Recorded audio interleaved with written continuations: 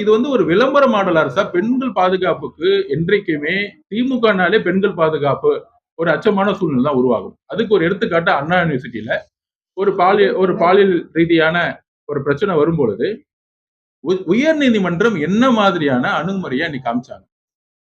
காவல்துறையுடைய தவறுகளை சுட்டி காமிச்சாங்க.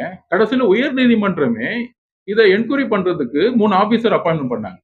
அப்ப இந்த அரசு வந்து உயர் நீதிமன்றம் தான் வந்து தமிழ்நாடு வந்து ரூல் பண்ணிட்டு இருக்கு.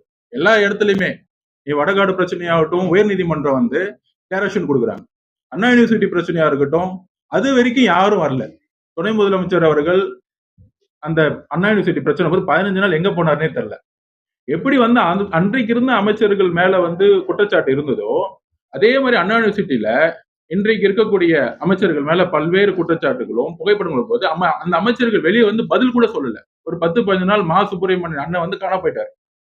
இந்த வெளிப்படைத்தன்மை வந்து திமுக அரசு கிட்ட கிடையாது. அவங்கள பொறுத்த